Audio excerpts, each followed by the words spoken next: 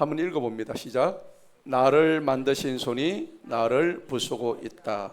자, 여기서 나는 욥이죠. 욥을 하나님이 만드셨잖아요.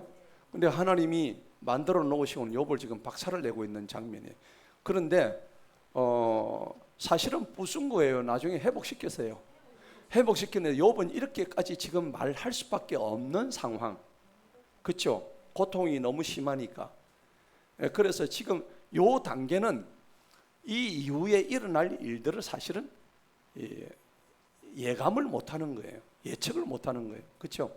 여러분들도 고난을 당할 때 그 뒤에 하나님이 하실 일을 예측하기 힘들잖아요. 이 다음에 나한테 어떤 일이 벌어질지, 하나님이 좋게 인도하실지 아니면 더 고난을 더 주실지 모르잖아요.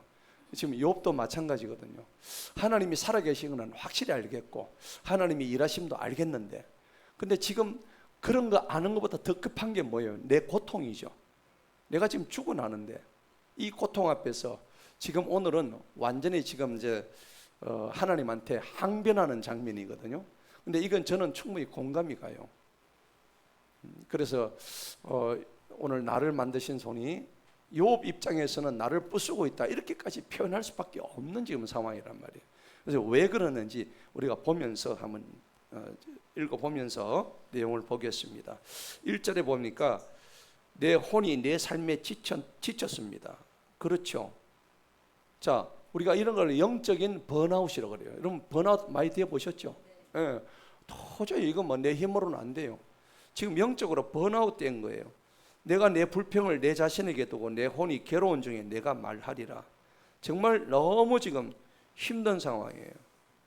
그러니까 욥 입장에서는 하나님이 이 땅을 창조하신 것을 인정해요, 안 해요? 하지요. 예. 그러니까 이 사람은 창조 신앙이에요. 욥은 창조의 신앙을 가지고 있으면서도 불구하고 지금 자기 앞에 닥친 어떤 고통의 현실, 고통의 너무나 고통스러운 이 현실하고 창조 신앙하고 지금 완전히 이렇게 대비가 되는 거예요. 예. 이거는 인정하면서도 자기 앞에 놓여 있는 이 고통은 너무나 크기 때문에 이게 서로 지금 충돌하는 장면이란 말이에요. 예. 그렇게 보시면 돼요. 삶 자체가 너무나 버겁고 힘들다. 그런데 내가 말하리라. 내 혼이 괴로운 중에 이제 드디어 입을 엽니다. 욥이요. 자, 2절에 보니까 내가 하나님께 말씀드리니, 자, 이렇게 고통스러운데 욥이 잘하는 게 뭡니까? 뭐라고요? 하나님한테 말씀드리는 거예요. 맞죠? 사주 보러 안 갑니다. 이렇게 고통스러운데 타로 점 보러 안 간단 말이에요. 이게 지금 일반 보통 사람하고 욥하고 다른 점이에요. 이렇게 너무너무 고통스러운데도 2절에 딱 가니까 내가 누구한테 말씀을 드려요?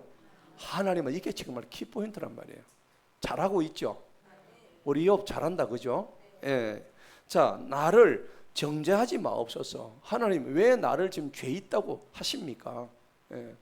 사실은 하나님은 욥 보고 죄가 있다고 얘기한 건 아니었죠. 욥기서 1장에 나옵니다.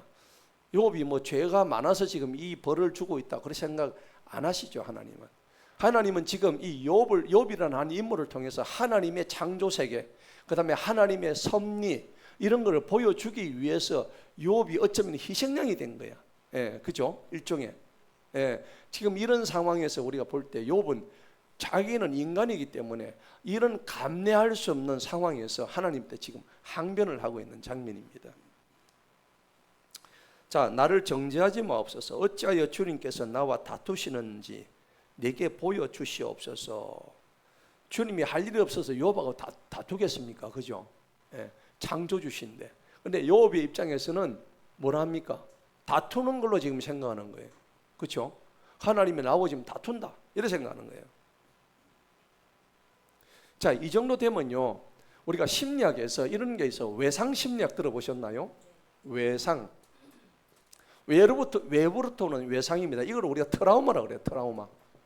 트라우마 들어보셨죠? 예. 제가 옛날에 수제비를 먹고 걸리갖고 평생을 수제비를 안 먹었어. 딱 걸리는데 막 기도로 들어갈 뻔했어요. 근데 이게 막혀가지고 숨이 안 쉬더라고. 내가 초등학교 때 너무나 맛있게 먹다가 그 뒤부터는 제가 수제비 숫자도 제가 안 쳐다보게 된 거예요. 수제비 트라우마인 거예요. 예. 근데 이 어떤 이거 제가 예를 들은 거지만은 이게 심리학적으로 전부 다 트라우마 사이콜로지를 해가지고 외상 심리학이라고 그래요. 외상이 다 누구에게나 다 있단 말입니다. 내가 가지고 있는 어떤 내 본질과 내 정체성이 외부의 상처로 인해서 내 본질이 지금 막 껍데기가 벗겨지고 노출되고 지금 이런 상황입니다. 자, 이럴 때 제일 중요한 게 뭐냐 그러니까 안전 공간이 필요하다고, 소위 세이프티 존, 안전한 공간이 필요한 게 이런 외상 트라우마 환자에게는 가장 첫 번째 치유의 첫 단계가 됩니다.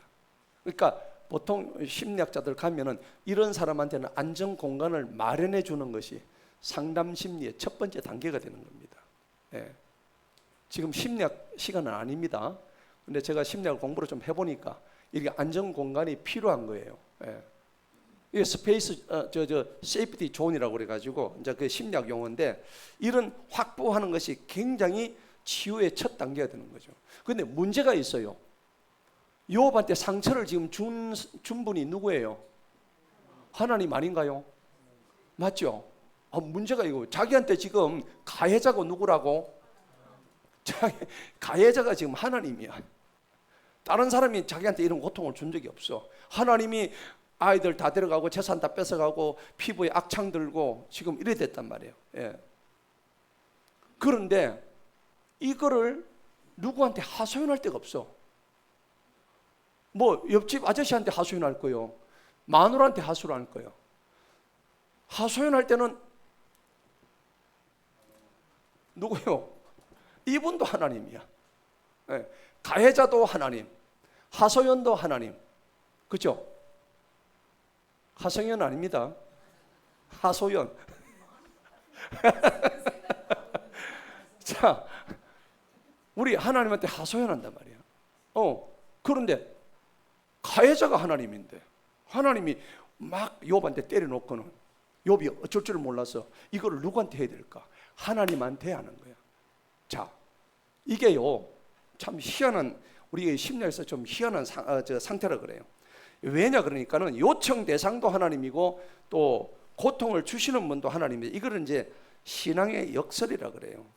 그래서 인간의 아까 얘기했듯이 안전 공간이 위협받을 때에 극도의 분리 불안증이 생깁니다. 분리 불안증이 생겨요. 그럼 여러분 이런 걸 다 겪어보셨을 거예요.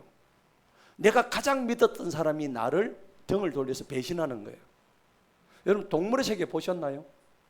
동물의 세계 보면 독수리 있잖아요. 독수리가 이제 나이가 아니고 새끼를 낳아가지고 이제 새끼가 펄럭펄럭하고 그때까지는 막 먹이를 주죠. 근데 약간 좀 펄럭펄럭할 때 독수리는 둥지에서 새끼를 어떻게 해요? 발로 뻥 차가지고 밑에 그 나무 밑에 떨어뜨립니다. 그때 나는 놈은 살고 밑에 떨어지는 놈은 죽는 거예요. 그러면 독수리 입장에서는 말 못하는 독수리지만은 그렇게 믿었던 자기 엄마잖아. 맞죠? 자기 엄마가 지금 뭐요? 가해자가 되는 거야. 그죠? 예. 근데 이 하소연할 데도 없어요. 여기는 하나님한테 하소연인데 이 독수리는 하소연할 데도 없어. 여기는 선택이 딱 두 개밖에 없어. 살든지 죽든지. 그죠? 이래 되는 거야. 그러면 이 독수리는 안전공간이라고 하는 그 둥지에서 이탈되죠. 이탈되면 뭔 증을 느껴요? 불안증을 느끼는 거예요. 인간은 똑같은 거예요. 엄마 아빠하고 같이 잘 지내던 아이가 어느 날 엄마 아빠로부터 완전히 분리되는 순간이 있죠. 뭐 여러 가지가 이유가 있겠죠. 그때부터 어떻게 돼요? 아까 얘기했던 이 외상 트라우마가 이 아이의 평생을 이 내리 속에 또 환경 속에 들어오는 거예요. 여러분 다 그런 거 다 있을 거예요. 누구나 할 것이 다 있어요. 그게 정도의 차이고 그 다음에 깊이의 차이지 누구나가 다 그런 게 있다고. 근데 오늘 욥은 지금 외상 트라우마로 지금 앓고 있는 거야. 나를 그렇게 창조하시고 나를 만드신 분인데 나를 지금 완전히 거꾸로 쳐박아 가지고 지금 조져버리니까 이거를 내가 어떻게 해야 되지? 내가 피할 안전 공간이 없는 거야 지금 저는 이 성경적으로 얘기하면 지금 약간 심리학적으로 지금 제가 말씀을 드리는 거 여러분이 이해가 가기 쉽게 말씀을 드리는데 지금 욥이 분리 불안증을 지금 딱 지금 가지고 있는 시점이란 말이에요. 자, 그런 관점에서 한번 볼까요? 3절에 한번 봅시다. 3절에 보니까는 한번 읽어봅시다. 시작. 주님께서 학대하시는 것과 주님의 손으로 지으신 것을 멸시하는 것과 또 사악한 자의 계략 위에 빛을 비추심이 주님께서는 선하시나이까. 이 지금 완전히 반문하는 거죠. 반어법입니다. 주님은 이렇게 하시는 게 선하지 않다는 얘기입니다. 예. 주님께서 지금 자기를 뭐 하신대요? 학대하신대요. 그렇죠? 예. 또 주님의 손으로 지으신 것을 자기를 지어놓고 자기를 멸시한다고 지금 표현하고 있잖아요. 여러분 고난당하고 고통당할 때 하나님한테 하나님 날 멸시하십니까? 그래 보신 적 있었어요? 없잖아요. 근데 욥 정도 되면 이 정도 할 수 있지 않겠나요? 자식들 1명 다 뺏겨보세요. 눈알이 뒤집을 것 같던데. 그죠? 예. 안 믿죠. 떠나고 그럴 수도 있죠. 근데 욥은 그렇게까지는 안 했지만 일단 하나님이 자기를 멸시한다고까지 이 표현이 이제 그까지 수위가 올라가는 거죠. 나를 학대한다. 또 사악한 자의 계략 위에 빛을 비추심이 주님께는 선하십니까? 사악한 자의 계략이 뭡니까? 그 사단 마귀의 손에 나를 넘긴 게 하나님 그게 선하십니까? 와, 자 여기서요 이 중요한 게 나오는데 이거는 신학적인 문제예요. 항상 제가 얘기하면 신정론입니다. 신정론은 하나님이 다스리신다는 겁니다. 하나님은 이 땅을 어떻게 다스리시죠? 의로 다스리거든요. 맞습니까? 의로 다스린단 말이에요. 하나님은 의 그 자체세요. 그런데 이 하나님은 의고 그 다음에 뭡니까? 선하신 하나님이란 말이에요. 의고 선이고 그 다음에 정의죠. 정의. 이 세 가지란 말이에요. 하나님이 이런 하나님이신데 왜 하나님이 도대체 악을 왜 두셨나 이거죠. 왜 악을 둬가지고 우리를 이렇게 괴롭히시냐 이거예요. 네. 하나님이 선하시다면은 왜 악을 만들어가 우리를 이렇게 고통스럽게 하나? 여러분들은 이런 생각 안 해보셨나요? 너무 선하시네. 여러분 여기서 뭐가 갈리느냐니까는 소위 신자하고 무신론자가 갈리는 지점이 여기에요. 신자는 하나님을 믿는 사람이고 무신론자는 하나님을 안 믿는 사람인데 신정론에 들어가 가지고 여기서 분기점이 딱 일어나는 지점이 이 지점인 거예요. 제가 전도를 하면서 느낀 거는 뭐냐? 아니 하나님 믿는데 왜 말이야 그 악을 만들어 가지고 이 땅을 사람을 그렇게 죽이고 유대인 학살하고 저 김일성이 같은 놈 저 만들어 가지고 이 땅에 침범을 해 가지고 이렇게 막 사람들을 어지럽히고 죽이고 난리치느냐고. 여러분들은 그런 의문을 안 가져보셨나요? 생각 한 번쯤은 해보셨죠? 네, 해봤단 말이에요. 그게 이제 신정론이에요. 하나님이 다스린다면은 악을 없애버려야지 왜 처음부터 악을 만들어가고 우리를 이렇게 고통스럽게 하시느냐는 겁니다. 지금 욥이 주장하는 게 신정론이에요. 이 신학적인 이제 용어인데 신정론을 가지고 악의 지금 정체를 밝히고자 하는 거예요. 왜 우리한테 악을 지금 허용하셨냐는 거죠. 여러분 자 여기 이 문제에 대해서 여러분 어떻게 답을 줘야 되겠죠? 그럼 하나님은 악을 좋아해서 두셨을까요? 악은 어떻게 생겼습니까? 여러분 악도 하나님이 허용하셨기 때문에 있는 거예요. 자 그래서 오늘 신정론적인 이게 이제 조직 신학에서 하는 건데 신정론적인 입장에서 이 악을 하나님이 왜 악을 허용하시는가? 이거를 우리가 정확하게 알아야 되는 거예요. 하나님의 악을 허용하시는 이유를 알아야 되는 거예요. 예. 하나님이 악을 좋아해서 허용하신 게 아닙니다. 우리를 너무 사랑하시니까. 그래서 하나님이 우리한테 무슨 의지를 주죠? 자유의지입니다. 자유의지. 들어보셨나요? 자유의지입니다. 자유의지는 뭐냐면은 네가 선택을 하란 말입니다. 초이스를 하라는 거예요. 선택. 네가 이렇게 하든지 저렇게 하든지 네가 선택하는 거예요. 만약에 우리한테 선택권을 안 줬다. 그러면 항상 이렇게 하면은 우리가 좋을까요? 안 좋을까요? 만약 이렇게만 하면은 그거는 사람이에요? 로봇이에요? 여러분 로봇 되고 싶으세요? 아니잖아요. 여러분 스스로 선택하게끔 하나님은 우리한테 자유의지를 주셨다고. 그러면은 굉장히 중요한 문제예요.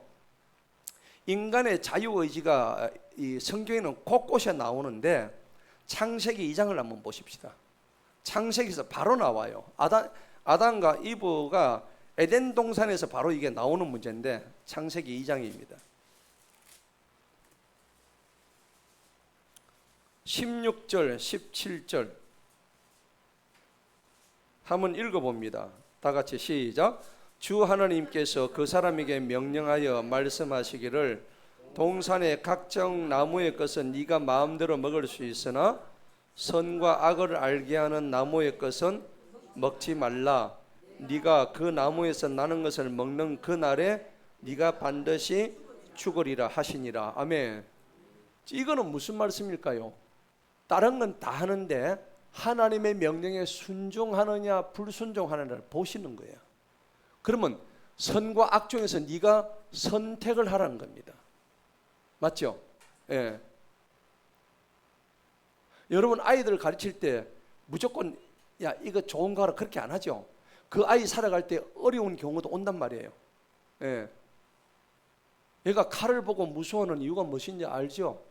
그 아이가 과일을 깎다가 하면 지가 찔려봐야 아는 거야. 맞죠? 예. 문 경첩에 살이 들어가지고 시퍼렇게 멍이 들어봐야 문을 조심해야 되는 거예요. 걔가 깨닫는 거예요. 똑같은 거예요. 예. 우리가 어떤 일을 할 때 그 선택의 여부는 자기가 하는 거예요. 예. 그런데 하나님께서 신명기 가면 이렇게 말씀을 하세요. 한번 볼까요? 20장 한번 봅시다. 신명기 30장. 분명히 우리한테 네 앞에 내가 생명과 사망을 두어 놓겠다고 그렇게 말씀하셔요. 신명기 30장 19절 한번 읽어봅니다. 시작. 내가 오늘 하늘과 땅을 불러서 너희에 대하여 증거로 삼아 내가 네 앞에 뭘 둬요? 생명과 사망을 두는 거예요. 이건 누가 선택하라고? 네가 선택하란 말이요. 뭐가 뭐 중에? 생명과 저주 중에, 또 복과 저주 중에, 이건 네가 선택하라고. 여러분 뭐 선택하실래요? 생명을 선택해야지. 그 선택하는 의지가 무슨 의지라고? 그게 자유의지인 거예요. 얘한테 만약에 무조건 너는 복만 선택해 라고 프로그램에 입력시켜 놨어. 예. 그러면 얘가 항상 복으로 가면은 복이 복인 줄 알까요? 모릅니다. 예. 까만 게 있는데 완전 흙으로 된 까만색으로 된 캔버스가 있는데 그게 까만색을 하나 딱 집어넣으면 그게 까만 건지 얘가 알아요? 몰라요? 검은 것은 왜 검은 것이 될까요? 흰 게 있으니까 검은 거예요. 맞죠? 이런 상대적인 개념이거든요. 예. 자, 이것만 있는 게 아니에요. 더 찾아보면 되는데 일단 여호수아 24장 보면은 거기 여호수아가 이스라엘 백성들 보고 막 그래요. 15절에 너희가 오늘 섬길 자를 택해라. 하나님을 택하든지 우상을 택하든지. 열왕기상 18장에 가도 여러분 그래요. 엘리야가 그 뭡니까? 백성들한테 그래요. 너희가 오늘 바알을 섬길지 하나님을 섬길지 너희가 오늘 선택해. 자, 그게 무슨 의지입니까? 자유의지인 거예요. 그러면 하나님은 이 자유의지를 존중하시는 거죠. 예. 우리를 로봇으로 만드는 게 아니에요. 로봇으로 만들어놓으면 딱 한 가지 프로그래밍 딱 시켜놓으면 그대로 가는 거지. 그거는 사람이 아니지. 그런데 대개의 사람들은 이 자유의지를 가지고 선택을 뭐 하냐고 하니까 하나님하고는 반대되는 겁니다. 이쪽을 선택하는 거예요. 그럼 여기에 선택한 결과의 책임은 누가 져요? 그거 자기가 져야 되는 거예요. 예. 이런 문제란 말이죠. 자, 본문 한번 들어갑시다. 5절에 보니까 주님의 날들이 사람의 날들과 같나이까? 주님의 연수가 사람의 날들과 같아서 주님께서는 나의 허물을 찾으시며 나의 죄를 찾아내시니까. 자, 여기서요, 하나님이 우리 육체를 가진 적이 있느냐? 하나님 눈에 보여 안 보여? 안 보이잖아요. 나는 육체가 있지만 하나님은 육체가 없는데 내 고통을 당신이 아느냐 이 말입니다. 이해가 갑니까? 그러면은 생각해 보세요. 하나님이 이 말을 듣고 한 대 뻥 맞아 붙죠. 맞죠? 여기서 예수님이 나오는 거예요. 그 욥기서 10장이 아주 복음 중에 복음입니다. 하나님이 이 말을 딱 듣더만은 어떻게 됐죠? 그래, 내가 너희들은 눈에 안 보이기 때문에 너희가 나한테 이런 거 내가 다 이해가 간다. 그래서 하나님이 우리와 같은 육체를 입고 오신 분이 예수님이라니까. 이제 이해가 가시겠죠? 욥이 이런 말을 딱 들었어요. 하나님이 딱 느끼시고, 내가 너희와 똑같은 육신을 입고 이 땅에 내려가면 왜 너희들 눈에 내가 눈높이 해가지고 너희들의 고통을 직접 나도 겪겠다. 그러니까 예수님이 십자가에 못 박히셨죠. 그래서 처절한 고통을 겪으셨어요. 그분이 누구십니까? 예수님은 곧 누구셔요? 하나님이잖아요. 하나님 자신이 우리 인간의 육체를 입고 이 땅에 오셔서 완전히 우리와 똑같은 고통을 겪으셨다는 겁니다. 예. 그게 이제 우리가 흔히 말하는 성육신이라는 거 들어보셨어요? 성육신. 이룰 성자 씁니다. 이룰 성자. 고기 육자, 몸 신자. 자, 하나님이 육신을 가지고 자신의 뜻을 이루셨다 이 말입니다. 성육신. 그래서 이걸 영어로 인카네이션이라고 그래요. 인카네이션. 예. 그래서 이 인카네이션 뭡니까? 이 교리는 기독교밖에 없어요. 인카네이션은 이 교리 자체가. 그게 무슨 이론요? 성육신. 예. 하나님께서 인간의 몸을 입고 오셨다는 게 성육신입니다. 예. 이게 만약 없었더라 그러면은 다른 종교에는 신이 인간의 몸을 입고 온 적이 있어요, 없어요? 없죠. 신 자체가 없는데 뭐 저들이 믿고 있는 신은 진짜백의 신이 아니거든. 부처는 사람이죠. 그거는 신이 아닙니다. 애당초 신이 아니에요.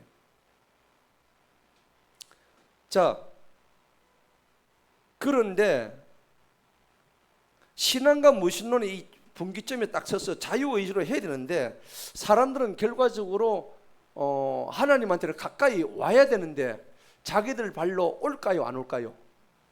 안 옵니다. 성경에 딱 기록이 되어 있어요.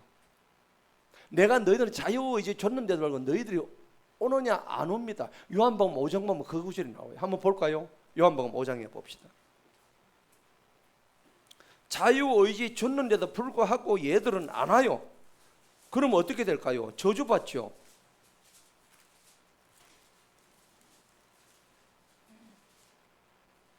자, 요한복음 5장 40절요. 한번 보십시다. 안 오는 게 아니라 원하지 않는데요. 자, 40절 시작. 그러나 너희는 나에게 와서 생명을 얻기를 원하지 아니하는도다. 안 온다가 아니고 원하지 않습니다. 아예. 못 오는 게 아니고 원하지 않습니다. 왜? 아까 얘기했죠. 자유의지로 자기들이 선택을 해버리니까. 내가 안 가겠다는 거예요. 나는 원치 않는다. 지금 우리 교회에서도 그래요. 새신자들 막 오죠. 오는데 이제 제가 지금 계속 컨택을 하잖아요. 지난주에도 막 컨택을 했는데 얘기를 이렇게 나눠보거든요. 새로 오신 분들 얘기 나눠보면은 뭐 특별히 뭐 의미가 없어. 갈급함도 없고 왜 사는지에 대한 정체성도 없고, 뭐 때문에 살아야 돼? 내가 누군가, 내가 지금 왜 사는가, 그러면 내가 죽고 난 뒤에 어디로 가는가, 이거에 대한 생각이 전혀 없는 거예요. 예. 그럼 여기 앉아 있는 게 고역이겠죠. 예. 오늘 요한복음 5장 40절 말씀처럼 그들은 내게 오기를 아예 원하지 않는 겁니다. 그런 말씀을 들어도 나하고 상관이 없는 거고. 예. 그래서 내 정체성은 전혀 관계없고, 내가 지금 뭐 때문에 사는지도 모르고 왜 뭘 해야 될지도 모르는 거예요. 그럼 뭡니까?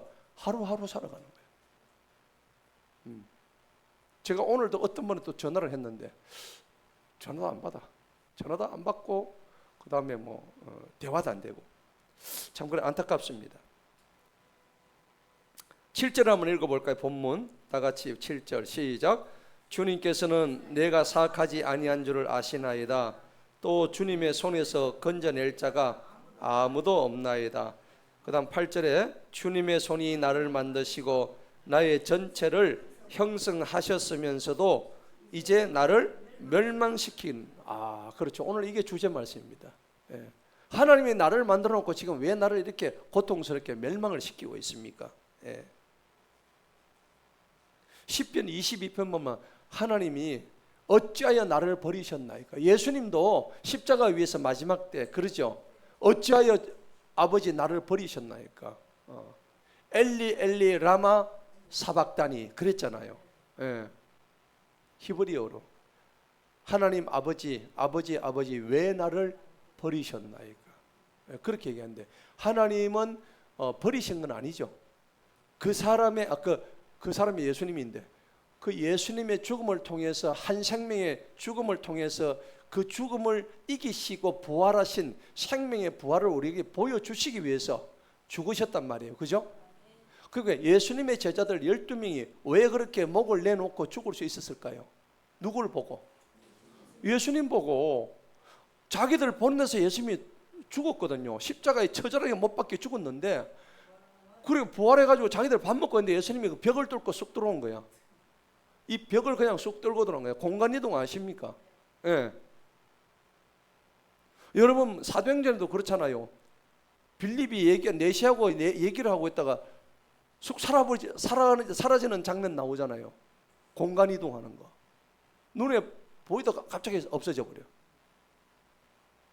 공상 SF 영화에서나 볼만한 장면들이 성경에 막 나옵니다. 예수님이 물 위를 막 걸으시고, 그러다 물 위로 걷다가 갑자기 예수님이 제자들 12명 모아서 이제 예수님 돌아가셨으니까 우리 웃자면 좋겠노, 회의 좀 하자.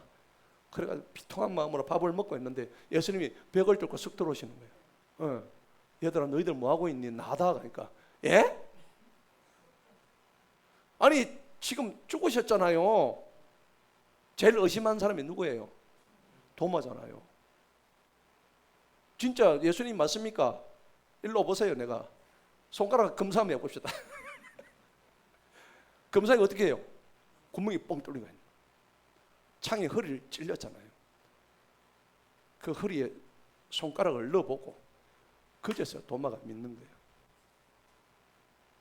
여러분 예수님의 12제자가 왜 십자가에 거꾸로 매달려 죽고 목이 잘려 죽고 가마솥에 뛰어들어가 죽고요. 왜 그러냐면 저들이 예수님이 죽고 살아나는 걸 봤기 때문입니다. 직접 본 거예요. 우리는 직접 봤어요, 안 봤어요? 우리는 안 봤지만 어디서 보고 있어요? 성경을 보고 있는 거예요. 에이, 성경 그걸 내가 어떻게 믿어? 꽝이야 그러면. 못 믿으면 꽝이야. 아까 뭐라 했어요? 이 자유의지. 쥐가 선택하는 거야 이거는. 그럼 우리는 선택할 수 있도록 우리는 복음을 전하는 것밖에 없어. 받아들이고 한번 지 책임이야. 그죠?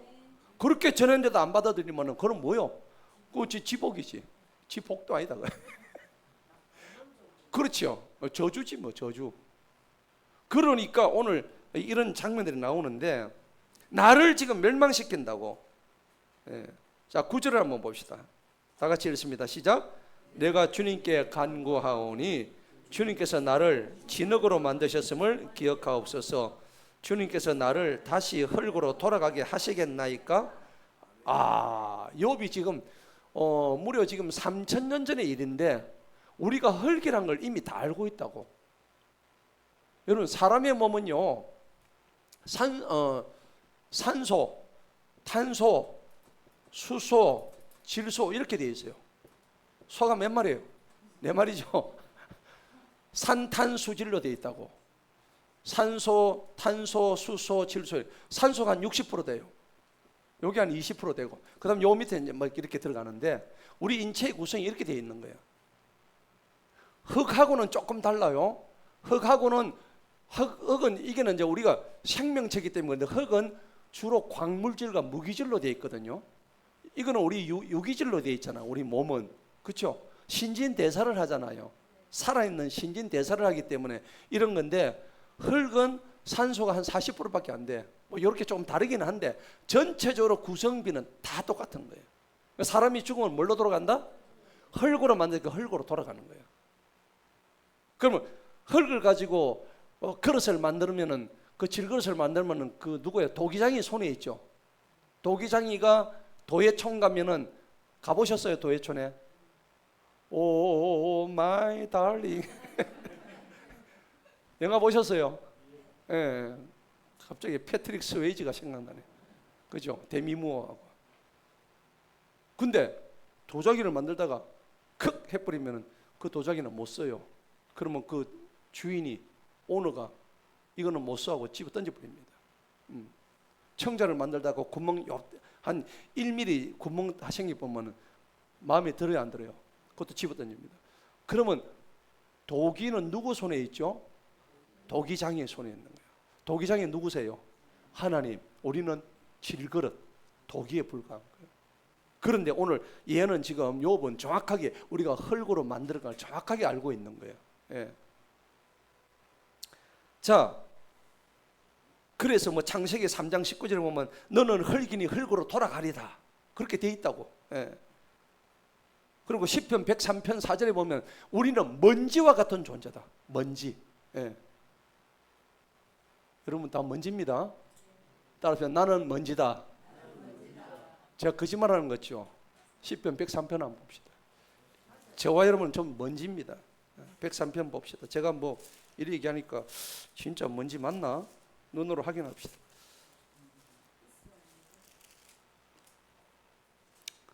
시편 103편 14절 봅시다. 다 같이 읽습니다. 시작. 이는 그분께서 우리의 체질을 아시며 그분께서 우리가 먼지인 것을 기억하신다고. 맞죠? 예. 네. 전 먼지예요. 양먼지, 하먼지. 예? 전부 우리 다 먼지요, 먼지. 예. 그러니까 흙이고 먼지고, 그런데 일반 먼지하고 다른 점이 있어. 우리한테는 생명이 있잖아요. 맞죠? 생명이 들어있는 먼지야. 우리가 태어나기 전에 예레미야 1장에 보면은 너희가 형성되기 전에 내가 너의 이름을 알고 있었다. 지금 우리의 이름을, 우리가 태어나기 훨씬 전에 하나님은 내가 너의 이름을 불러주었다고, 그렇게 되어 있다고. 그럼 여러분의 이름이 고귀해요, 안 고귀해요? 아주 고귀한 이름인 거예요. 하나님이 직접 그렇게 말씀을 하셔요. 예레미야 1장 5절에 그렇게 기록이 되어 있다고. 자, 그러면은 이렇게 하는데 오늘 창조과학에 대해서 지금 얘기하는데 10절을 봅시다. 한번 읽어봅니다. 시작. 주님께서 나를 뭐같이? 젖같이 솟지 아니하셨으며 나를 치즈같이 엉기게 하지 아니하셨나이까. 와, 이제 뭐 바로 막 나오죠. 여기서 젖은 뭡니까? 생명입니다. 생명, 좀 더 구체적으로 얘기하면 정액입니다. 아시겠죠? 정액의 색깔이 젖과 같죠. 그래서 성경은 이 구체적으로 원문에 보면 이걸 이렇게 표현하고 있는 거예요. 그러니까 우리가 생명의 씨가 정자와 난자가 만나서 다 이루어졌잖아요. 그래서 이게 젖과 같이 정액이 쏟아지게 하시고, 그래서 엄마의 자궁에 들어가서 생명이 잉태되었다 라고 지금 표현하는 거예요. 욥이 대단하죠? 표현력이. 그죠? 그리고 엄마 자궁 속에서 뭐같이 엉긴다고? 치즈같이, 그 저지 치즈같이 엉기는 거예요. 그럼 여러분들 그 배아 구조 아시죠? 처음에 요래 생겼죠. 이거 뭡니까? 예, 올챙이 한 마리 들어가가지고 엄마의 이 난자 속에 막 파고 들어가는 거예요. 그럼 얘가 이제 나중에 수정이 되죠. 수정이 되면 얘가 세포가 분열이 되죠. 분열되면서 나중에 뭐 콩나물처럼 요래 생긴 태아 보셨죠? 배아. 근데 요게 이제 점점 자랍니다. 이래다가 자라고 나중에 이제 사람의 형태를 가지고 팔과 다리가 생기고 막 이래 되는 거예요. 예. 엄마 뱃속에서 10달 동안 그렇게 가지고 뿅 하고 세상에 태어나는 거예요. 우리 다 그렇게 태어났죠. 예. 똑같은 거예요. 그러니까 성경에서 이거 진짜 이렇게 너무 생생하게 이걸 지금 보여주고 있는 거예요. 이제 그렇게 하니까 11절은 뭐라고 그랬습니까? 주님께서는 나를 가죽과 살로 입히셨고 나를 뼈들과 힘줄들로 두르셨다. 가죽은 스킨이에요. 피부예요. 피부는 역할이 면역이거든요. 면역 기능을 해요. 왜냐하면 피부가 없으면 여러분 어떻게 됩니까? 바로 균이 바로 들어오죠. 여러분 피부 있는 거에 감사하시기 바랍니다. 피부 뜯겨 나가면 어떻게 돼? 진물 나오죠. 와, 그러니까 피부 하나님이 만드신 이 인체는 정말 오묘한 겁니다. 예. 우리가 피부가 있으니까 지금 뭐 들 수도 있고 잡을 수도 있고, 그러니까 너무너무 생명의 신비가 오묘한 거예요. 인체가 몇 개의 세포로 되어 있을까요? 약 60개죠. 뭐 어떤 자는 46조 개가 있다 그러는데 우리 몸이 지금 46조 개의 세포로 지금 만들어진 거예요. 세포 하나하나 다 띄면 46조 개가 나온 거예요. 내 형체는 없어지는 거예요. 그러면 이 몸뚱아리 안에 혈관이 있죠. 혈관이 그 피에 적혈구가 계속 뭘 실어날라요? 우리 호흡한 산소를 적혈구가 전부 다 실어나르죠. 어디로? 조직으로. 그 다음에 뇌로. 제일 많이 들어간 데가 뇌입니다. 뇌에 산소가 안 들어가면 어떻게 될까요? 예? 뇌사. 예, 뇌가 이제 산소가 공급이 안 되면 뇌사 되는 거예요. 그러면 어떻게 해요? 뇌경색이 오고 공급이 안 되니까. 그런데 우리 인체는 하나님이 레위기 10장 1절에 보면은 우리의 육체의 생명은 뭐에 있다고? 피에 있다 했잖아요. 피가 돌아다니는 길이 뭐예요?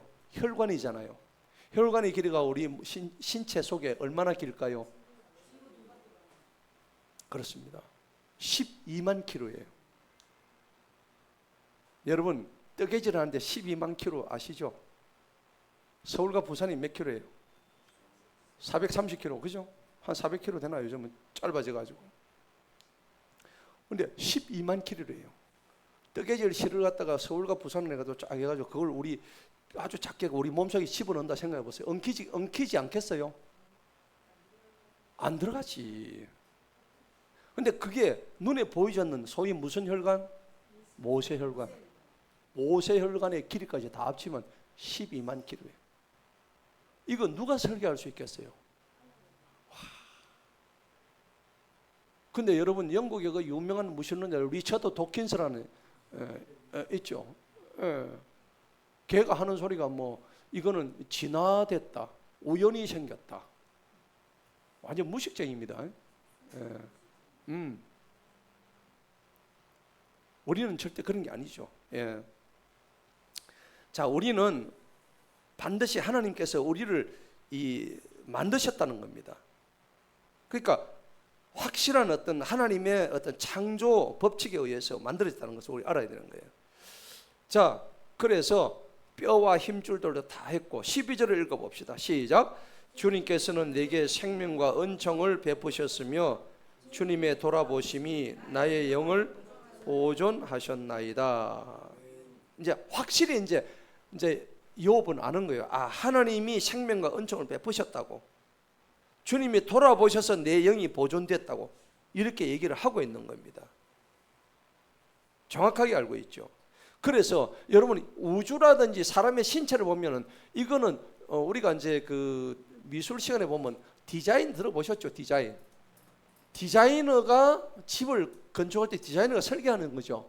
건축 디자이너가. 그죠? 디자이너가 설계를 하는데 이 디자이너가 우주를 디자인할 때 최고의 지성체. 우주 만물을 통틀어서 이게 서로 부딪히지 않고 해가 돌아가고 별이 돌아가고 그 다음에 아침에 지구가 자전을 하고 태양을 중심으로 공전을 하고 이걸 갖다가 설계했다는 얘기입니다. 그래서 이 디자이너가 소위 말해서 지적 설계론이라고 이 창조학에서 그렇게 얘기해요. 최고의 지성체가 누구시죠? 하나님이에요. 그죠? 최고의 지성체입니다. 이거는 우리가 따라갈 수 없는 신비의 지성입니다. 그래서 그걸 지적 설계론이라고 해요. 그렇게 얘기를 해요. 그런데 쟤들은 뭡니까? 무신진화론이 무신. 신이 없다는 겁니다. 무신 진화론입니다. 진화. 이진화.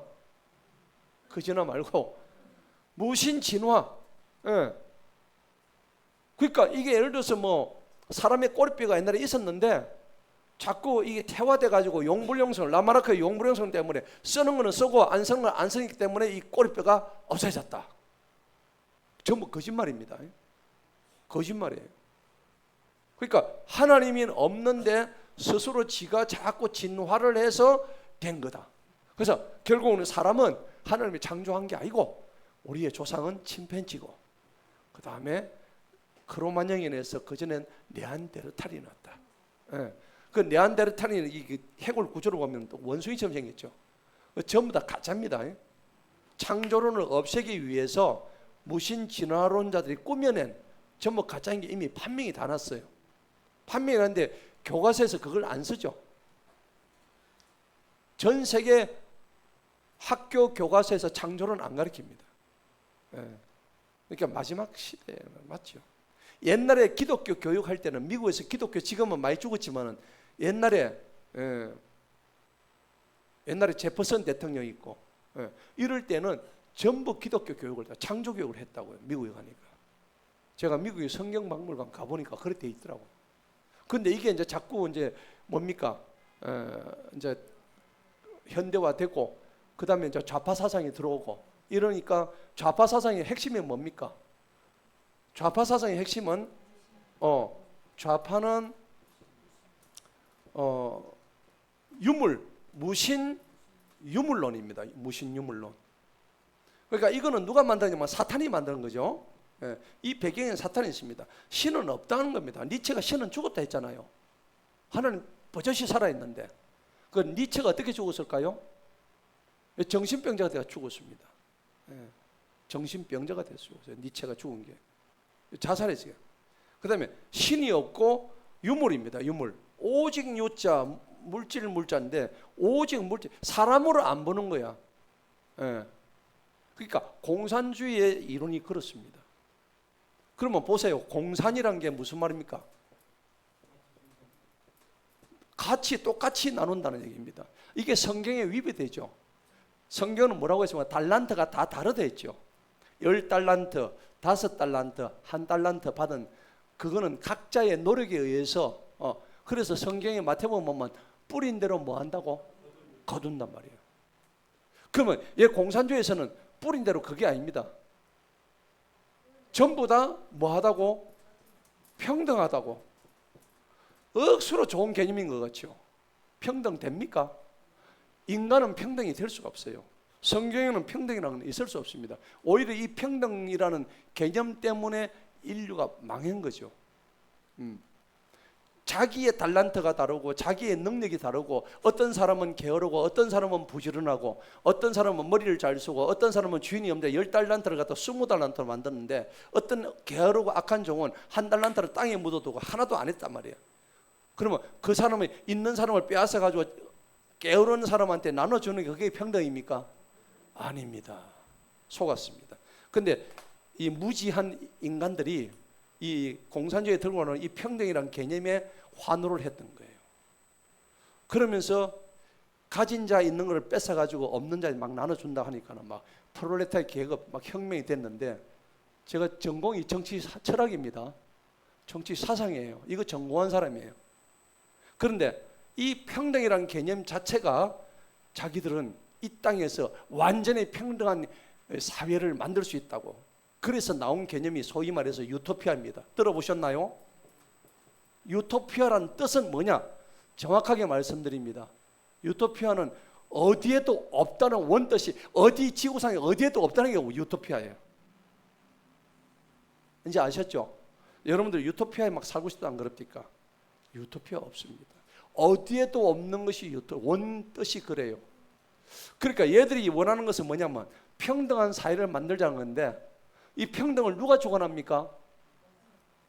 그 하나님에 대해 얘들은 공산주의 누가 하면 국가가 해요. 국가가 평등을 주관하려 그러면 이 사회 시스템을 뭘로 만들어야죠? 전체주의로 만들어야 하는 거예요. 그 다음에 거기는 강제된 힘이 들어가야 되는 거예요. 맞죠? 개입이 되는 거예요. 국가가 아주 개입이 되는 거예요. 그래, 그거를 뭐라 하냐면 사회주의라 그래요. 사회주의라고 그래요. 그래서 사회주의, 공산주의가 다 같은 거기에 이제 이념으로 나오는 건데 하나님은 아까 무신진화론 이거 아니다. 하나님이 모든 것을 창조하신 지적 설계론이다. 이걸 지금 강조를 하시는 거예요. 자, 본문 봅시다. 자, 본문 보면은 오늘 주님께서는 13절 읽어봅니다. 시작. 주님께서는 이것들을 주님의 마음에 감추셨나이다. 나는 이것이 주님과 함께 있는 줄을 아나이다. 14절 시작. 만일 내가 죄를 지으면 주님께서는 나를 표시해 두시고 나를 나의 허물로부터 사면하지 아니하시리이다. 와, 여러분, 내가 죄를 지으면요 하나님이 뭘 하신다고? 표시한다고, 마킹한다고요. 와, 이거 무서운 얘기입니다. 예. 죄를 지을 때마다 마킹을 하신대요. 이 말씀이 성경에 곳곳에 나오거든요. 민수기 32장 봅시다. 그러니까 여러분 죄 함부로 지으면 안 돼요. 민수기 32장.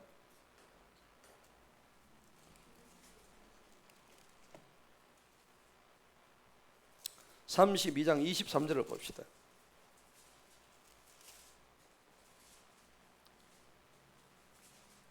다 같이 읽습니다. 시작. 그러나 만일 너희가 그렇게 행하지 아니하면 보라, 너희가 주님을 거역하여 죄를 지었으니 반드시 너희의 죄가 너희를 찾아낼 줄을 분명히 알아라.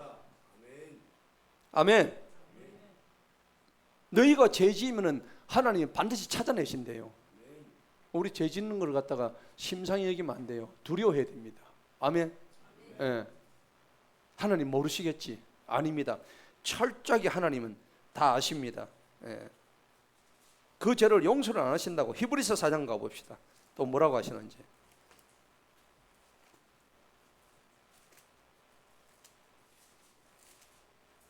히브리서 4장 12절. 4장 12절. 4장 13절입니다. 13절. 죄를 지으면요 안 드러날 것 같죠? 전부 다 드러납니다. 하나님이 일일이 마킹 다 한다 했죠. 성경에 나와 있죠. 전부 다 표시하고 있습니다. 저도 지금 얼마나 표시가 되는지 내가 진짜 저 살아면서 얼마나 마킹이 많이 됐는지 좀 부끄럽습니다. 자, 13절 읽어봅니다. 시작. 그분의 눈앞에 밝게 드러나지 아니하는 피조물은 하나도 없고 오직 모든 것들이 우리와 상관하시는 그분의 눈에 뭐같이? 빨가벗은 것 같이 드러난대요. 네. 우리 죄가요 하나님 앞에 빨가벗은 것 같이 그냥 그대로 드러난대요. 여태까지는 모르고 죄 지었지만 이제는 이런 구절을 보면 죄 지어야 돼요? 안 지어야 돼요? 안 지어야 됩니다. 정신 바짝 차립시다. 아멘. 자, 그래서 뭐 그러는데 사실은 뭐 우리 모두가 다 죄인이죠. 뭐 따지고 보면 다 죄인입니다. 자, 우리 죄를 용서 안 하시는데 자, 이거 보면은 어떻게 될까요? 그러면 이 죄를 해결을 안 하고는 하나님을 만날 수가 없다 아닙니까? 그런데 이 죄를 담당하신 분이 누구세요? 예수님인 거예요. 그리고 우리가 그가 찔리면 우리의 허물 때문이요, 그가 상하면 우리의 죄악 때문이요, 그 구절 나오죠. 이사야 53장 5절 말씀이에요. 그래서 그가 징계를 받음으로 우리가 평화를 얻었고 그가 채찍이 맞음으로 우리가 나음을 입었도다. 아멘. 그 말씀이 나오는 거예요. 자, 15절 한번 읽어보시죠. 본문 다 같이 읽습니다. 시작. 만일 내가 사악하여도 나에게 화가 있을 것이요 내가 어려울지라도 나는 내 머리를 들지 아니하리이다. 내가 혼란으로 가득하오니 그런즉 주님께서 나의 고난을 보소서. 지금 욥은 너무나 혼란스러워요. 내가 누구인지 내 정체성이 지금 정확하게 지금 너무나 고통을 받고 있으니까 그런 거죠. 자, 이유가 뭘까요? 16절 읽어봅니다. 시작. 이는 나의 고난이 늘어나고 있기 때문이다. 주님께서는 사나운 사자같이 나를 사냥하시다가 내게 놀라우신 분이심을 다시 보이시나이다. 지금 주님이 자기한테 지금 자기 잡아먹는 사자로 지금 표현하고 있다고. 그죠? 욥의 표현이 참 대담합니다. 예. 이제 여기서 거의 절망이 나오죠. 17절 읽어봅시다. 시작. 주님께서는 나를 반대하는 주님의 증거들을 새롭게 하시며 나에게 주님의 분노를 더하시나니 변화와 전쟁이 나를 대적하나이다. 18절. 어찌하여 주님께서는 그때 나를 모태에서 나오게 하셨나이까. 오 내가 숨을 거두고 아무 눈도 나를 보지 못하였더라면. 19절. 나는 존재하지 아니하였던 것 같이 되었어야 했으며 모태에서 무덤으로 옮겨졌어야 하였나이다. 이제 거의 뭐 절망적이죠. 차라리 나를 태어나지 말게 했어야지. 이렇게 고통 주실 것 같으면은. 그죠? 네. 우리도 이런 때가 있었죠. 정말 너무 고통스러워서 하나님 차라리 왜 나를 태어나게 하셨습니까? 이 욥의 고통이 나의 지금 고통과 지금 오버랩이 되는 장면이에요. 그러니까 오늘 이제 20절을 한번 읽어볼까요? 시작. 나의 날들은 적지 아니하나이까. 그러하오니 이제 그치시고 나를 좀 내버려 두셔서 나로 하여금 위로를 조금 갖게 하옵소서. 이제 지금 뭐 너무 제 고통스러우니까 하나님 내 잠시라도 좀 쉬게 해주세요. 왜 나를 이렇게 괴롭히십니까? 하소연을 하는 거예요 지금. 자, 이게 이제 일종의 구속사제의 구속사직의 역설입니다. 지금 굉장히 중요한 키포인트가 있어요. 욥은 지금 하나님한테 지금 대들고 있죠. 왜 나를 이렇게 고통스럽게 하느냐고. 그런데 나중에 예수님 시대 들어오면은 창조주가 피조물에 의해서 고통을 당해요. 지금 피조물이 창조주에서 고통당했죠. 누굽니까? 욥이 창조주 하나님한테서 지금 고통을 받고 있는 장면이야. 근데 하나님이 이걸 딱 들으시고 나중에는 거꾸로 되죠. 창조주 하나님이 피조물인 우리한테 고통을 받는 거예요. 어디서? 십자가에서. 맞죠? 이걸 딱 들으시고 하나님이 머리가 띵한 거예요. 그래, 이제 내가 고통받으러 갈게. 네 고통 알았어. 이제 내가 고통받으러 갈게.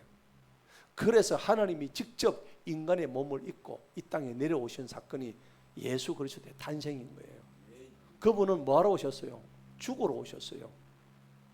영원히 죽기 위해서 아니라 잠시 죽으셔서 우리에게 부활하신 모습으로 나타나셔서 우리에게 생명을 주시려고, 구원을 주시려고.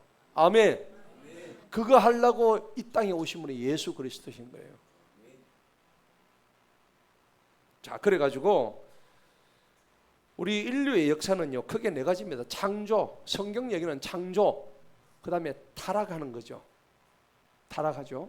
그 다음에 이제 우리가 회개하면서 하나님께서 우리 이 땅을 사랑하셔서 구속하는 장면이죠. 우리를 살려주시는 장면입니다. 구속하는데 마지막은 새로운 새 땅을 창조하는 새 창조가 이루어지는 거예요. 그러니까 이 네 개 개념이 성경의 큰 줄기 스토리입니다. 자, 그런데 결론적으로는 오늘 지금 악에 대한 이야기입니다. 신정론, 제가 처음에 얘기했죠. 하나님이 악을 만들어가지고 나를 이렇게 고통스럽게 하는데 그 악이 나를 지배하고 나를 멸망시킨다? 이게 정답이에요? 아니죠. 악은 반드시 멸망하게 돼 있다. 나를 괴롭히는 이 악도 하나님이 승리 끝내 하신다. 지금 여러분이 받고 있는 고통도 잠시 잠깐이다. 여러분들이 받고 있는 이 악의 고통도 조금 있으면 다 지나간다. 할렐루야. 그걸 얘기하시는 거예요. 왜 그러냐면은 하나님이 자신이 예수 그리스도로 오셔가지고 하나님의 아들로 오셨죠. 예수님이. 그분이 오신 이유가 뭐라고 되어 있습니까? 정확하게 나와 있어요. 요한 1서 봅시다. 결국은 악이 승리를 하지 못하게끔 성경에 못 박아놨어요. 그럼 우리는 이런 장면에서 위로를 얻어야지. 요한 1서 3장입니다.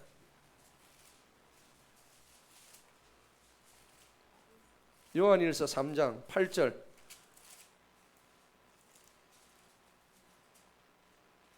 자, 같이 읽어봅니다. 시작. 죄를 짓는 자는 마귀에게 속하나니 이는 마귀는 처음부터 죄를 지었기 때문이라. 이 목적으로 하나님의 아들이 나타나셨으니 곧 그분께서 마귀의 일들을 뭐 하신다고? 하나님의 아들이 이 땅, 예수님이 이 땅에 오신 이유가 목적이 정확하게 나오죠. 마귀의 일을 멸하기 위해서. 그럼 마귀는 최종적으로 망해요, 흥해요? 결국 망하게 되어 있다고. 여러분이 일시적으로 마귀에 의해서 막 악에게 진 것처럼 보이지만 절대 진 게 아니에요. 창세기 15장 3장 15절에 보면은 네가 여자의 후손이 뱀의 머리를 어떻게 해요?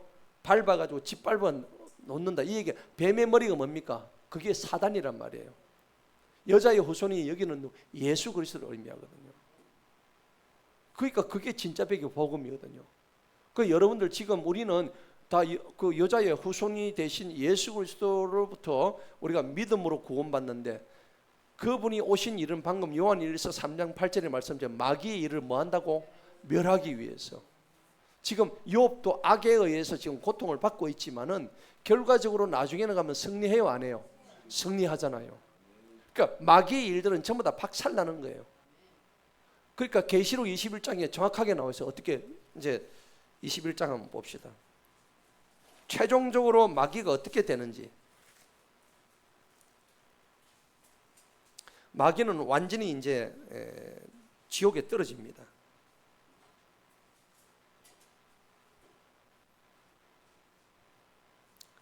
자, 21장 4절을 한번 봅시다. 마귀는 지옥에 떨어지고 우리는 어디가 있는지 한번 볼까요? 우리가 가는 곳은 최종적으로 여기 가는 겁니다. 21장 4절 시작. 하나님께서 그들의 눈으로부터 모든 눈물을 닦아주시며 다시는 죽음이나 슬픔이나 울부짖음이 없고 고통도 다시는 없으리니 이는 이전 것들이 지나가 버렸기 때문이라. 완전히 새롭게 된 거죠. 여러분 지금 몸 아픈 거, 여러분들 지금 뭐 경제적으로 힘든 거, 여러분들 지금 여러 가지 고통받는 거 전혀 없습니다. 슬픔도 없고 눈물도 없고 애통도 없고, 거기 가면요 기쁨이, 하나님과의 완전한 기쁨이 그곳에 있는 거예요. 여러분 그걸 믿으셔야 됩니다. 자, 그래서 22장 한번 볼까요? 요한계시록 22장 5절을 한번 보십시다. 뭐라고 했는지 다 같이 읽어봅니다. 시작. 거기에는 밤이 없겠고 등잔불이나 햇빛이 필요 없으니 이는 주 하나님께서 그들에게 뭘 줘요? 빛을 주시어 그들이 영원 무궁토록 다스릴 것임이라. 아멘. 그렇죠. 이미 그게 답이 다 나와 있다고. 이걸 우리가 정확하게 봐야 되는 거예요. 지금 우리는 이걸 갖다 논리적으로 막 설명을 하는데 논리적으로 설명할 필요 없어요. 하나님의 임재와 주권이 오늘 이 자리에 임하게 되면 모든 것이 끝난다는 얘기입니다. 자, 이제 마지막 21절 본문 봅시다. 21절 22절 한번 읽어봅시다. 다 같이 시작. 내가 돌아오지 못할 곳인 어둠의 땅과 죽음의 그림자로 가기 전에 그리하옵소서. 한 어둠의 땅은 어둠 그 자체와 같으며 죽음의 그림자의 땅에는 전혀 질서가 없사오니 그것은 빛도 어둠 같나이다 하니라. 아멘. 그림자의 땅에는 전혀 뭐가 없다고? 질서가 없다고. 그렇죠. 제가 수요일 날 말씀드렸죠. 우리 과학의 법칙 중에서 무질서가 자꾸 생기는 것을 무슨 법칙이라고 그랬어요? 제가 기억납니까? 무질서가 증가하는 것을 엔트로피 법칙이라고 했잖아요. 그죠? 맞죠? 기억 안 나십니까? 기억나죠? 에너지는 자꾸 없어지고 자꾸 흩어지려는 연력학 제2법칙인데 이게 엔트로피 법칙이에요. 그러면 하나님은 얘가 무질서가 자꾸 증가한다고. 그러면 생각해 보세요. 우리가 전원주택 지어놓고 한 1년만 안 가면 어떻게 됩니까? 그 집이 엉망되죠. 그게 엔트로피 법칙이에요. 그게 엔트로피라고. 엔트로피가 증가한다는 얘기입니다. 가면 갈수록 이 우주나 자연의 질서는 전부 어떻게 해요? 파괴가 되는 거예요. 무질서로 되는 거예요. 그러니까 옛날에 이성계가 도업 500년 가니까는 온데간데없고 인걸은 간데없고 그 시 기억나십니까? 예? 우리 안 배웠나요? 배웠죠. 옛 도성은 온데간데 없이 사라지고. 여러분 생각해 보세요. 100년 전에 건물이 남아 있습니까? 없죠. 뭐가 증가했습니까? 엔트로피가 증가한 거예요. 그런데 이 엔트로피가 증가하는 것을 하나도 변함없이 해주는 게 하나님의 질서입니다. 아멘. 하나님은 질서의 하나님이시거든요. 아시겠죠? 무질서는 아무리 증가할지라도 하나님의 질서는 변함이 없습니다. 예. 하나님의 질서가 만약 1도라도 틀어지면 지구의 기울기가 23.5도잖아요. 축에서. 맞습니까? 이게 왜 기울어져 있습니까? 지구가 이랬으면 남과 북의 중심축이 이게 0도에서 90도까지 되어 있으면 이게 이렇게 안 되어 있다고. 이 축이면은 이게 요 각도가 23.5도예요. 이 기울기가 되어 있다고. 이게 만약 기울기가 안 되어 있으면 한쪽은 완전히 북극이고 한쪽에는 막 타 죽고 이래 돼요. 그게 과학자들이 다 밝혀냈단 말이에요. 이걸 누가 설계했을까? 하나님이 하신 거예요. 그래서 이 하나님의 질서는 변함이 없다는 겁니다. 네, 이 질서 안에 들어와야 우리가 살아갈 수 있다. 자, 오늘 결론을 맺겠습니다. 그러면은 이 악을 하나님의 일부러 만드신 거 아닙니다. 악은요 왜 나오냐니까 하나님을 떠난 게 악이에요. 그래서 우리가 흔히 말하듯이 이렇게 생각하시면 돼요. 하버드 대학교에서 문제를 냈습니다. 어둠을 설명하라. 하버드 대학교 문제, 입시 문제입니다. 어둠이란 뭔가 설명하라니까 막 어두운 것은 조명이 이제 들어가가지고 이게 불이 꺼져서 뭐 어떻게 막 이렇게 막 자기들 답을 냈는데 딱 한 학생이 이렇게 했어요. 어둠은 빛의 부재다. 이게 정답인 거예요. 맞습니까? 빛이 없으면 뭐가 돼요? 어둠이 되는 거예요. 그러면 악은 뭘까요? 선의 부재입니다. 맞죠? 선이 누구예요? 하나님이시잖아요. 맞습니까? 이게 굉장히 중요한 거예요. 자, 그래서 여러분 창세기 50장 가면은 이 하나님이 악을 허용하시는 장면이 나와요. 왜 악을 허용했냐니까 요셉이 자기 형들이 악을 행했잖아요. 그런데 요셉이 창세기 50장 가면 뭐라고 하는지 아세요? 한번 봅시다. 창세기 50장에 악 문제가 나오는데 50장의 20절을 한번 봅시다.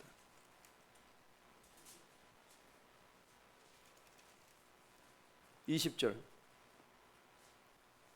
다 같이 읽어봅니다. 창세기 마지막 50장 20절 시작. 그러나 당신들의 입장에서 볼 때는 내게 악을 계획했을지라도 오히려 하나님은 그 악을 뭘로? 선으로 계획하시어 이날과 같이 많은 사람들을 살도록 구원하셨나이다. 아멘. 자, 요셉이 악으로부터 지금 환난 당했죠. 그런데 요셉이 악을 환난 받았기 때문에 저그 형제들이 살았어요, 죽었어요? 다 사는 거예요. 지금 여러분은 고난 받기 때문에 여러분 주변에 다 사는 거예요. 아멘. 말이 되나 안 되나 지금? 갑자기 안 되려 그러네. 근데 성경에서 그런 얘기를 하고 있다니까. 그러면 이 요셉만 그랬을까? 대표적인 분이 누구세요? 예수님 아니에요. 예수님은 악 중에서 최고의 악을 갖다가 자기가 만든 피조물한테 창조주 하나님이 자기가 악을 당했어. 그래 자기가 안 가야 될 십자가니까 자기가 끌려간 거야. 근데 자기가 거기서 죽었으니까 누가 살았어? 우리가 살았잖아요. 맞습니까? 이게 진짜 백이 십자가의 교리인 거예요. 맞습니까? 예. 그러면 악이 필요해 안 필요해? 악이 필요한 거예요. 너무 역설이죠. 왜 악이 필요한지 로마서가 한번 또 나와요. 한번 봅시다. 로마서 8장 봅시다.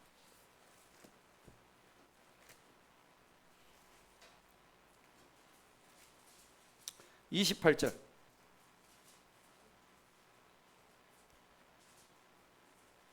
다 같이 읽습니다. 시작.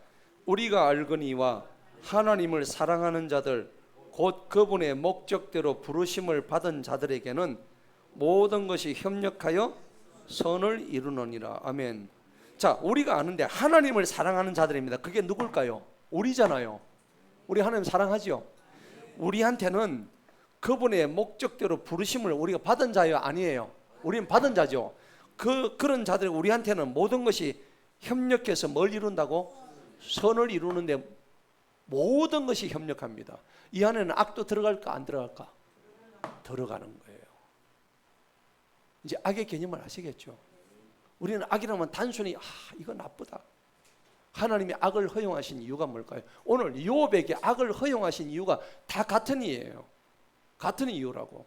예수님한테 악을 허용하셔가지고 십자가에 못 박히게 하신 이유도 여기 있다고. 왜? 누구를 살리기 위해서? 나를 살리기 위해서. 예수님은 악을 허용당함을 받으셨던 분이에요. 여러분 지금 고난받는다고 저는 뭐 악 때문에 내가 지금 죽겠네. 불평하지 마세요. 아멘. 불평하지 마세요. 입 밖에 내지 마세요. 예. 그거는 진짜 백이 예수님의 고난을 모르고 하는 소리예요. 예. 아멘. 예. 아멘. 확실히 알아야 돼. 예. 예. 아멘. 그럼 여러분들 지금 받고 있는 그 고난, 여러분 하나님이 여러분들을 사랑해서 정말 여러분 하나님 여러분 사랑하십니다. 오늘 결론을 맺겠습니다. 악이란 것은 선한 질서가 비틀어진 상태입니다. 그렇다 치면은 추위는 뭡니까? 추위는 뭘까요? 열의 부재입니다. 없기 때문에. 그러니까 우리가 이렇게 다 보시면 되는 거예요. 그 여러분들이 원래 선한데 선이 조금만 떠나가면 바로 뭐가 들어와요? 악이 들어오는 거예요. 그러니까 우리 안에 뭐가 같이 들어있어? 선과 악이 항상 들어있는 거예요. 그러면 왜 악이 이길까? 여러분 악이 이기는 경우 많았죠? 왜 많을까요? 이유가 뭘까요? 내가 허용했지. 지가 허용했지. 그리고 충만이 없어. 무슨 충만? 성령 충만이 없어 그런 거예요. 성령이 뭐예요? 하나님의 거룩한 영이잖아. 하나님의 거룩한 영이 내 속에 충만해야 악이 들어올 자리가 없지. 안 그래요? 네, 면역력이 뭘로 면역력을 높일 수 있어요? 예배, 말씀, 기도. 아멘. 이거 우리가 말로만 하면 안 돼. 거기 여러분 예배 자리에 와야 돼야 안 돼요? 말씀 들어야 안 들어야 돼요? 기도해야 돼야 안 해야 돼요? 찬양해야 돼야 안 해야 돼요? 그래야 면역력이 높다며. 정답을 다 알고 있네. 면역력이 높아야 무슨 충만? 성령 충만 되는 거예요. 성령 충만 되면 우리 속에 성과 악 쪽에 싸우면 누가 꼼짝을 못해? 악이 꼼짝을 못하는 거예요. 여러분 그래서 말입니다. 내가 좀 섰다고 막 생각하는 사람이 있죠. 그때 누가 찾아와요? 마귀 새끼 딱 오는 거예요. 그래서 여러분들 있죠. 그런즉 선줄로 생각하면 넘어질까 조심하라. 그 말씀이 있잖아요. 그럼 마귀는요 누구를 제일 공격할까요? 가장 성령 충만한 사람한테 공격합니다. 완전히 지금 패전해가지고 나자빠져가지고 지금 인공호흡기 다루는 얘들한테 안 가. 걔들은 그냥 이미 죽을 나이니까 마귀가 할 일이 없어 그런 애한테 가겠어요? 지금 지옥으로 갈라는 데는 마귀 안 갑니다. 마귀 가는 사람은 누굴까요? 성령이 충만한 여러분 같은 사람들. 별로 그런 표정이 아니네. 여러분 같이 성령 충만한 자한테 마귀가 온다고. 마귀가 할 짓이 없겠어요. 지금 다 죽어가는 사람한테 내가 말라고 그 헛시간을 보는, 우리같이 성령 충만한 자들고 날마다 찾아와가지고 한 번 찔러보고 두 번 찔러보고 10번 찔러도 안 넘어가는 나무 없거든. 그죠? 그러면 다 넘어가는 거예요. 조심해야 돼. 예. 자, 오늘 욥기서 10장을 통해서 정말 인간의 악이 어떻게 해서 지금 생기고, 또 우리는 이 악을 대할 때 어떤 마음으로 대하는, 결국은 악은 져요, 이겨요? 악은 집니다. 오늘 성경에 다 봤죠? 그러니까 여러분들 그 악에게 편들지 마세요. 그리고 내가 고난받는다 해서 그 악 중에 있다고 해서 절대 낙심하지 마시고, 오늘 하나님께서 여러분들과 함께 하십니다. 아멘. 오늘 기도 한번 하십시다. 하나님 감사합니다.